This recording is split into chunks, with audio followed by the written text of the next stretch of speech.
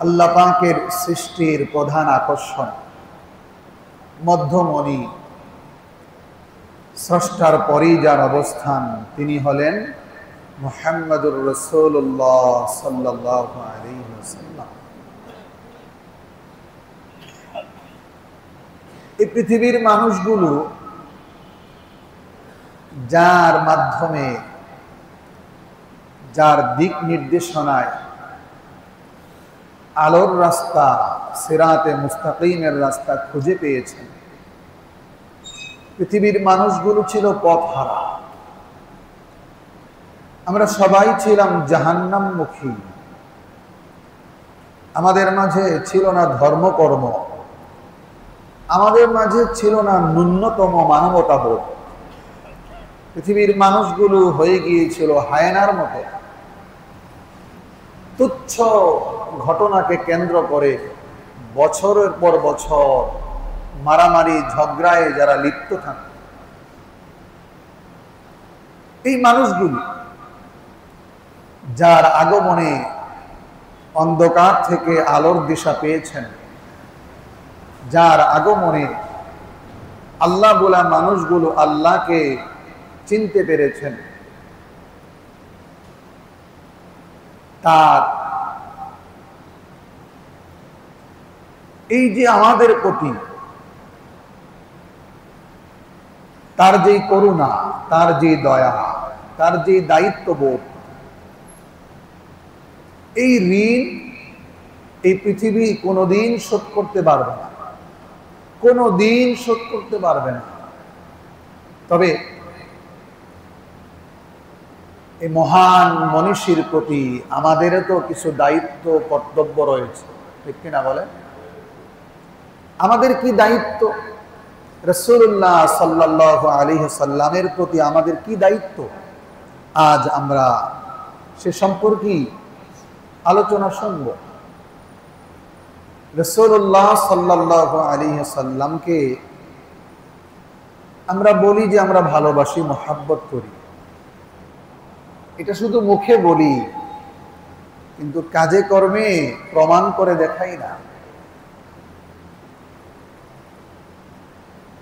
জগতের একটা স্বাভাবিক নিয়ম যে যাকে যত বেশি ভালোবাসে সে তাকে তত বেশি স্মরণ করে। যে যার প্রেমে পড়ে সে তাকে তত বেশি ডাকে, তার জল্পনা কল্পনাই তার ভিতরে বেশি থাকে। ঘুমিয়ে ঘুমিয়েও প্রেমিক তার প্রেমাস্পদকে স্বপ্ন দেখে, কারণ তার দিলে যে তার প্রতিচ্ছবি আঁকা। আমি আপনি আমরা সকলেই এই কথার দাবিদার যে রাসূলুল্লাহ সাল্লাল্লাহু আলাইহি ওয়াসাল্লামকে আমরা আমাদের জীবনের চাইতেও বেশি ভালোবাসি। এই দাবির বিষয়টা তখনই যথার্থভাবে প্রমাণিত হবে যখন আমাদের কাজ এই দাবির সপক্ষে যাবে। এই দাবির সপক্ষে কি কাজ? সর্বপ্রথম যে কাজ সেটা হলো আল্লাহ রাব্বুল আলামিন জানিয়ে দিয়েছেন। কি? আল্লাহ বলেন, ইন্নাল্লাহা ওয়া মালাইকাতাহু ইউসাল্লুনা আলান নবী ইয়া আইয়ুহাল্লাযীনা আমানু সাল্লু আলাইহি ওয়া সাল্লিমু তাসলিমা।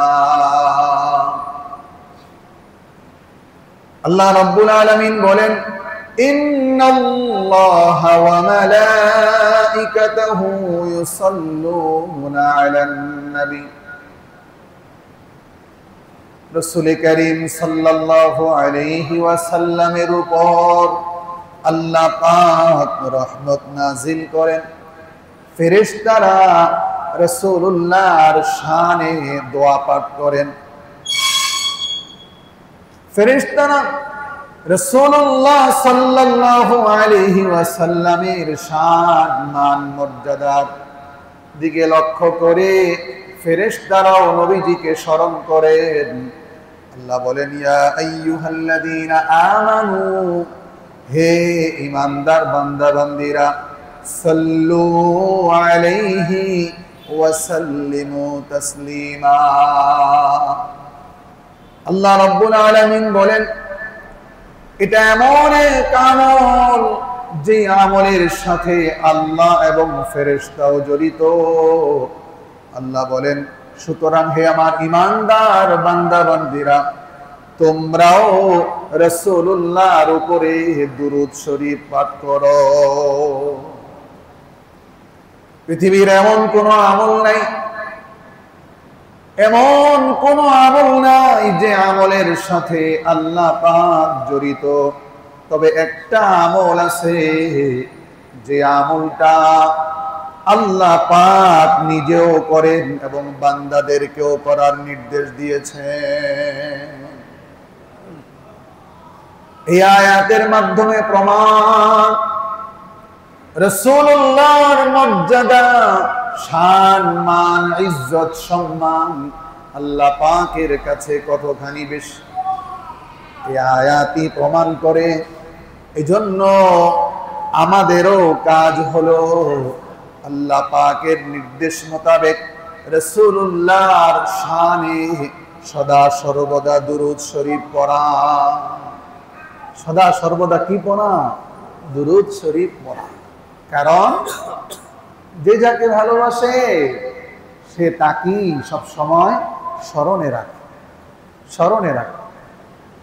আমাদের স্রষ্টার পরে, আল্লাহ পাকের পরে মুমিনদের সবচাইতে বেশি আপন কে বলেন? রাসূলুল্লাহ সাল্লাল্লাহু আলাইহি ওয়াসাল্লাম। নবীজির এই ঋণ আমরা কোনোদিন শোধ করতে পারবো না।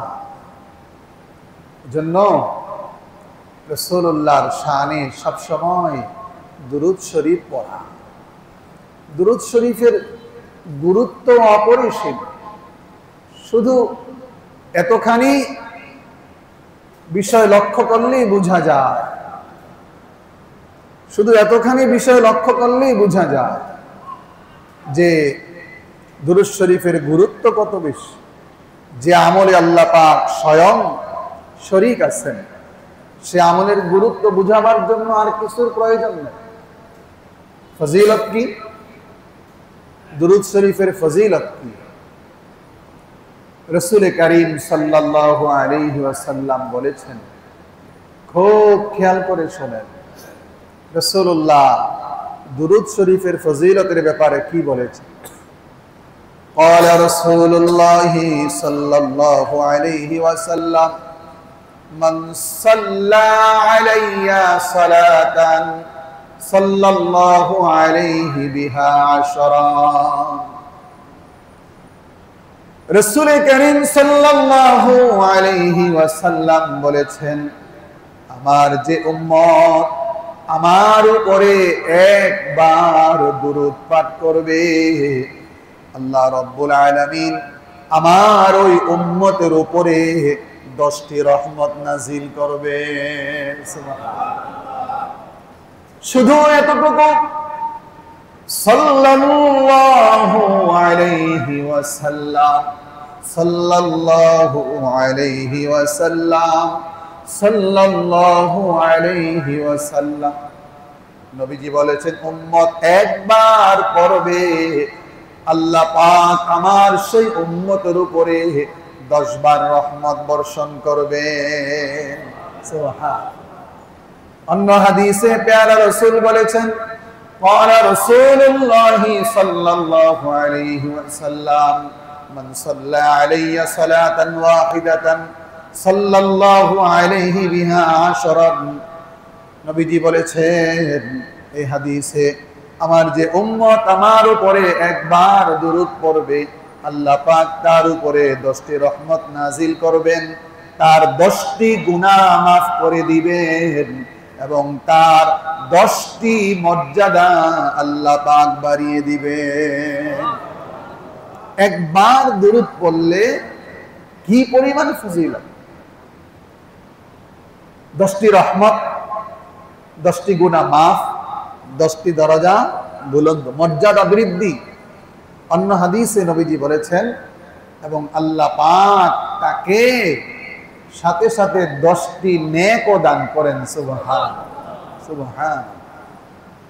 জন্য দুরূদ শরীফের আমল অনেক দামি আমল, অনেক দামি আমল। অন্য হাদিসে রাসূলুল্লাহ সাল্লাল্লাহু আলাইহি ওয়াসাল্লাম বলেছেন, আমার কোন উম্মত যদি এই দুরূদ শরীফ পাঠ করে, তাহলে তার জন্য জান্নাতের সুপারিশ করা আমি নবীর উপরে ওয়াজিব হয়ে যায়। সুবহান। এই দুরূদ শরীফ যদি পাঠ করে, তাহলে তার জান্নাতে যাওয়ার ব্যাপারে সুপারিশ করা আমি নবীর উপরে কি হয়ে যায়? কি সেটা? আল্লাহুম্মা সাল্লি আলা মুহাম্মাদ ওয়া আনজিলহুল মাকাদাল মুকাররাবা ইনদাকা ইয়াওমাল কিয়ামাহ।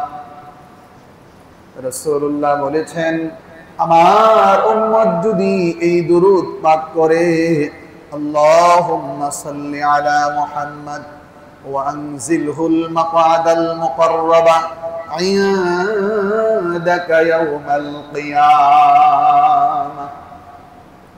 নবীজি বলেছেন, আমার উম্মত যদি এই দুরূদ পাঠ করতে থাকে, আমার জন্য আমার ওই উম্মতের জান্নাতে যাওয়ার সুপারিশ করা ওয়াজিব হয়ে যায়।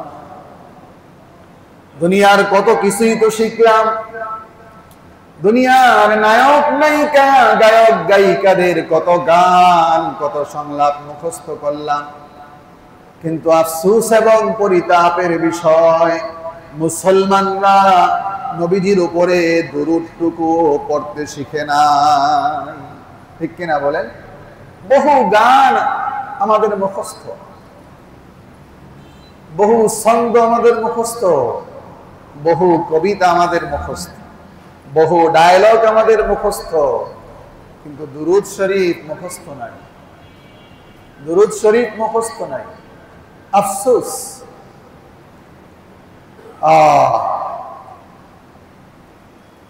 যে যাকে চিনে সে তাকেই অনুসরণ করে। আমরা গায়ক চিনেছি, গায়িকা চিনেছি, নায়ক নায়িকা চিনেছি, নর্তকী চিনেছি, নষ্টা ভ্রষ্টাদেরকে আমরা চিনেছি। এজন্য তাদের গানগুলো মুখস্থ করতে আমাদের কষ্ট হয় না। কিন্তু আমরা রাসূলুল্লাহকে চিনি না। নবীজিকে যদি চিনতাম, তাহলে অবশ্যই অবশ্যই নবীজির এই দুরূদগুলো আমাদের জন্য মুখস্থ করা সহজ হয়ে যেত। ঠিক কিনা বলে? আফসোস। দুরূদ শরীফের অনেক ফজিলত। হযরত ইমামে শাফিঈ রাহিমাহুল্লাহ, 4 মাযহাবের এক মাযহাবের ইমামের নাম হলো ইমামে শাফিঈ রাহিমাহুল্লাহ। জগৎ বিখ্যাত আলেম ছিলেন, ফকিহ ছিলেন, হাদিস বিশারদ ছিলেন। ওনার ইন্তেকালের পর ওনার একজন শিষ্য স্বপ্নে দেখলেন, জিজ্ঞেস করলেন, আল্লাহ পাক আপনার সাথে কেমন আচরণ করেছেন? স্বপ্ন যুগেই ইমামে শাফিঈ রাহিমাহুল্লাহ জবাব দিলেন, আল্লাহ তাআলা আমাকে ক্ষমা করে দিয়েছেন। সুবহান। স্বপ্নে জিজ্ঞেস করা হলো, কোন আমলের উসিলায় আল্লাহ পাক আপনাকে ক্ষমা করে দিয়েছেন? বিষয়টা আমাদের জন্য শিক্ষণীয়। হযরত ইমামে শাফিঈ রাহিমাহুল্লাহ বললেন, আমার যেই ধারণা ছিল, আমার ধারণার সম্পূর্ণই বিপরীত হয়েছে। ইমামে শাফিঈ রাহিমাহুল্লাহ বললেন, নামাজ, রোজা, হজ, যাকাত, তাসবিহ, তাহলিল, হাদিসের খেদমত, আরো কত খেদমত করেছি। আল্লাহ রাব্বুল আলামিন ওই সমস্ত আমলের কারণে না, বরং নির্দিষ্ট এক দুরূদ শরীফের আমলের কারণে আল্লাহ পাক আমাকে মাফ করে দিয়েছে। বললেন নির্দিষ্ট এক দুরূদ শরীফের আমলের উসিলায় আল্লাহ পাক আমাকে ক্ষমা করে দিয়েছে। কি সেটা? আমি প্রতি শুক্রবারই খুতবার শুরুতেই দুরূদ শরীফ পড়ি। কি সেটা? আল্লাহুম্মা সাল্লি আলা সাইয়্যিদিনা মুহাম্মাদ কুল্লামা যাকারাহু আয-যাকিরুন ওয়া কুল্লামা গাফালা আন যিকরিহিল গাফিলুন। আল্লাহু আকবার। দুনিয়া যারা নায়ক নায়িকাদের প্রেমিক, গায়ক গায়িকাদের সাথে যাদের সম্পর্ক, তাদেরকে জিজ্ঞেস করলে দেখবেন তারা যে গান গায়, যখন গায় তখন একটা মজা পায় ভিতরে। অনেক মানুষ দেখবেন যখন মন খারাপ থাকে তখন সে গান গায়, দূরে কোথাও খালি ময়দানে চলে যায়, গাছের নিচে বসে বসে বাঁশি বাজায়। এতে সে একটা মজা পায়, কারণ তার সম্পর্ক গানের সাথে, তার সম্পর্ক বাঁশির সাথে। খোদার কসম করে বলছি, কেউ যদি রাসূলুল্লাহর প্রেমে পাগল হয়ে দুরূদ শরীফ পড়ে, ওই গায়ক গান গেয়ে যেই মজা পায়, দুরূদ শরীফ পড়লে তার চাইতে কোটি কোটি গুণ বেশি মজা সে অনুভব করবে। যখনই সে রাসূলুল্লাহর প্রেমে দুরূদ পড়বে, রাসূলুল্লাহ মক্কি জিন্দেগি, মাদানী জিন্দেগির বিভিন্ন চিত্রগুলো তার চোখের সামনে দৃশ্যমান হবে। আল্লাহু আকবার, আল্লাহু আকবার। এজন্যই তো আশিকে রাসূল যারা, তারা দুরূদ শরীফ পড়তে পড়তে জ্ঞান হারিয়ে ফেলতে। এত মজা দুরূদ, এত মজা দুরূদ। সেই দুরূদের সাথে আমাদের কোনো সম্পর্ক আছে? সম্পর্ক আছে কখন? যদি বলা হয় যে বাকি নামাজের পরে মিলাদ আছে, তখন বসে মিষ্টি আছে। এরকম মুসলমান আছে না নাই? ও বন্ধু, দুরূদ শরীফের সম্পর্ক মিষ্টির সাথে না। আপনি খুব টেনশনে আছেন, আপনার ব্যক্তি জীবনে জটিল সমস্যার মুখোমুখি, আপনি পারিবারিকভাবে অশান্তিতে আছেন, ব্যবসায় লস হচ্ছে, যে কোনো ধরনের টেনশন, আপনি রাসূলুল্লাহর সম্পূর্ণ মহাব্বত নিয়ে বসে বসে, দাঁড়িয়ে দাঁড়িয়ে, হাঁটতে হাঁটতে দুরূদ শরীফ পড়েন। সাল্লাল্লাহু আলাইহি ওয়াসাল্লাম, সাল্লাল্লাহু আলাইহি ওয়াসাল্লাম, সাল্লাল্লাহু আলাইহি ওয়াসাল্লাম, সাল্লাল্লাহু আলাইহি ওয়াসাল্লাম। কোরআন এবং হাদিস বলে, কোন পেরেশানি ব্যক্তি যদি রাসূলুল্লাহর মুহাব্বতে দুরূদ শরীফ পড়ে, আল্লাহ পাক তার পেরেশানি গুলো দূর করে দিবেন। সুবহানাল্লাহ। পেরেশানি দূর হয়ে যাবে। অসুস্থ ব্যক্তি, রোগাক্রান্ত ব্যক্তি যদি বেশি বেশি রাসূলুল্লাহর শানে দুরূদ শরীফ পাঠ করে, আল্লাহুম্মা সাল্লি আলা মুহাম্মাদ ওয়া আনজিলহুল মাকআদাল মুকাররাব ইনদাকা ইয়াওমাল কিয়ামাহ, আল্লাহ রাব্বুল আলামিন তার জীবনের উপরে রহমত বর্ষণ করবেন তার রোগ শোক গুলো আল্লাহ পাক ভালো করে দিবেন। সুবহানাল্লাহ। এজন্য বেশি বেশি দুরূদ শরীফের আমল করা। তবে দুরূদ শরীফের আমল করার ক্ষেত্রে খেয়াল রাখা যেন কোনোভাবেই হাদিসে নাই এমন কোন কিছুকে যেন আমরা দুরূদ শরীফ মনে করে এর উপরে আমল করা শুরু করে না দিই।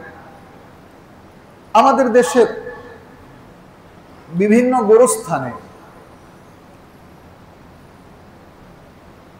এরকম আপনার ব্যানার বা ফেস্টুন লাগানো থাকে, লেখা থাকে দুরুদে হাজারি। এটা পড়লে এত হাজার নেকি, এটা পড়লে এই, এটা পড়লে সেই। এটা হাদিসের কোন কিতাবে এই ধরনের কোন দুরুদ শরীফ নাই। এটা কারো বানানো দুরুদ।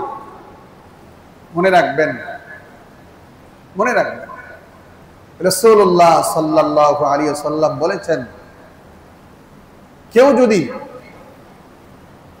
আমার উপরে ইচ্ছাকৃত আমার ব্যাপারে কোনো মিথ্যা বলে, রাসূলুল্লাহ বলেছেন সেজন্য তার ঠিকানাকে জাহান্নাম বানিয়ে নিল। যেটাকে রাসূলুল্লাহ দুরুদ বলেন নাই সেটাকে দুরুদ বলার কোনো সুযোগ নাই। এজন্য আমলের ব্যাপারে আমি আগেও বলেছি, আকীদার ব্যাপারে আকীদা সাফ থাকতে হবে। আকীদায় যেন কোনো শিরিক না থাকে, শিরিক মুক্ত আকীদা। আর আমলের ক্ষেত্রে বেদাত মুক্ত আমল, শিরিক মুক্ত আকীদা, বেদাত মুক্ত আমল যদি হয়, এই আমল আল্লাহ পাকের দয়া এবং মেহেরবানিতে আপনাকে জান্নাত পর্যন্ত পৌঁছে দিবে। সেটা চাই কমই হোক, তারপরে। আর আকীদায় যদি শিরিক থাকে, আমল যদি পাহাড় পরিমাণ হয়, আপনাকে কখনোই জান্নাত পর্যন্ত পৌঁছাবে না। কারণ মুশরিকের ঠিকানা হলো জাহান্নাম। আকীদায় কোনো শিরিক রাখা যাবে না। আকীদায় শিরিক, এটাও একটা শিরিক। সামনে হিন্দুদের পূজা, খুব সম্ভবত দুর্গা পূজা, নাকি দুর্গা পূজা। মুসলমান মাহফিলে যেই পরিমাণ না আসে, তার চেয়ে দ্বিগুণ মুসলমান দুর্গা পূজায় যায়। ঠিক কিনা বলেন?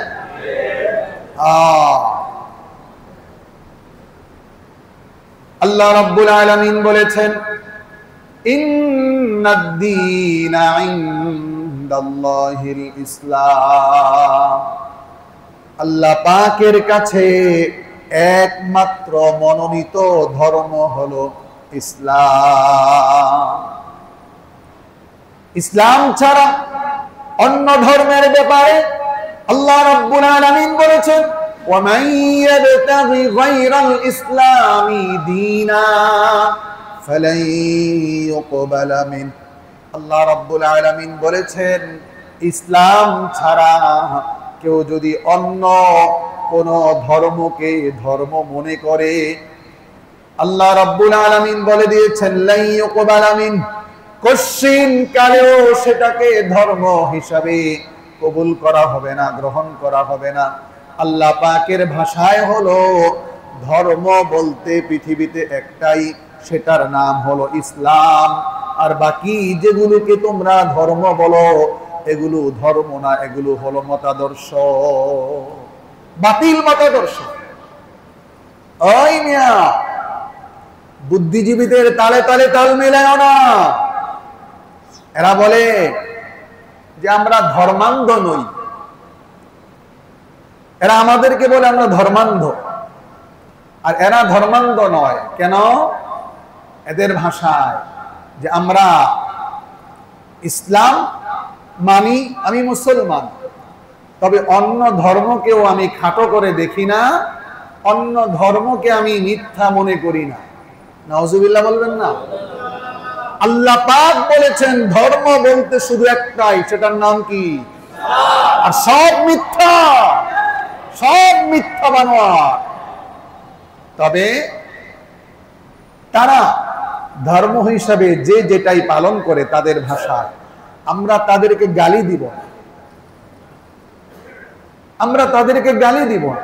তারা যেটা করতেছে করুক, কপালে যদি হেদায়েত থাকে তাহলে ইসলাম কবুল করবে এক সময়, আর হেদায়েত না থাকলে জাহান্নামে যাবে, সেটা তাদের বিষয়। তবে যে সমস্ত মুসলমানরা খুব আগ্রহ করে হিন্দুদের পূজা দেখতে যায়, আর পূজা দেখতে গিয়ে মজা অনুভব করে, খুব ভাল লাগতেছে, খুব ভাল লাগতেছে, সে এই কারণে মুশরিক হয়ে যাওয়ার সম্ভাবনা সবচাইতে বেশি। হিন্দুদের পূজায় যায়, সেখানে গিয়ে নানান কিছু খায়, হিন্দুদের প্রসাদ খায়, আরো কত কিছু খায়, এগুলো মুসলমানদের জন্য হারাম। এগুলো মুসলমানদের জন্য কি? হিন্দুদের বিয়ে অনুষ্ঠানে মুসলমানদের জন্য হারাম। হিন্দুদের বিয়ের অনুষ্ঠানে মুসলমান যায় কি যায় না? এই যে মিয়া তুমি গিয়া যে মুরগি খাইলা, ওই মুরগিটা হিন্দু তোমার জন্য আলাদা আল্লাহু আকবার বইলা জবা করছে, তো ভগবান করে জবা করছে। যে জন্তু আল্লাহ পাকের নাম ছাড়া গায়রুল্লাহর নামে জবে করা হয়, সেই জন্তু খাওয়া হারাম। মুসলমানদের দোকান থেকে কিনে না, কারণ তার প্রেম হলো হিন্দুর সাথে, হিন্দুর দোকান থেকে মালামাল কিনে। কেন? সে বলে যে মুসলমানদের চাইতে হিন্দুরাই ভালো। নাউজুবিল্লাহ বলেন। ওই মিয়া একজন আদনা মুসলমান, যে মুসলমান জিন্দেগিতে নামাজ পড়ে না, রোজাও রাখে নাই, হজও করে নাই, যাকাতও দেয় নাই, কিন্তু সে বিশ্বাস করে আল্লাহ এক, সে বিশ্বাস করে মুহাম্মাদুর রাসূলুল্লাহ আল্লাহ পাকের বান্দা এবং রাসূল। এই একজন আদনা মুসলমানের ঈমান যদি এক পাল্লায় রাখা হয়, সারা পৃথিবীর কুফফারদের কে যদি আরেক পাল্লায় রাখা হয়, এই আদনা মুসলমানের ঈমানের পাল্লাই ভারী হবে। কার সাথে কাকে মিলা, কার সাথে কাকে মিলা? মুখে যা আসে তাই বলে দাও যে মুসলমানদের চাইতে হিন্দুই ভালো। কি কথা বলি, সব হিসাব হবে, সব হিসাব হবে। এজন্য খবরদার কোন মুসলমান যুবক যুবতী যেন অমুসলিমদের কোন পূজা পার্বণে যেতে না পারে। এ ব্যাপারে অভিভাবক যারা, তারা দায়িত্বশীল ভূমিকা পালন করবে, করবেন তো ইনশাআল্লাহ। একটা হাদিস স্মরণ করিয়ে দিই। قال رسول الله صلى الله عليه وسلم ألا كلكم راع وكلكم مسؤول عن رعيته। রাসূলুল্লাহ বলেছেন, তোমাদের প্রত্যেককেই তোমাদের অধীনস্থদের ব্যাপারে জিজ্ঞেস করা হবে। বড় ভাইকে ছোট ভাই বোনদের ব্যাপারে জিজ্ঞেস করা হবে, বাবাকে তার সন্তানদের ব্যাপারে জিজ্ঞেস করা হবে, স্বামীকে তার স্ত্রীর ব্যাপারে জিজ্ঞেস করা হবে। এজন্য যাদের ছেলেরা মেয়েরা পূজাতে যায়, তাকে বুঝান, তাকে বুঝান। কারণ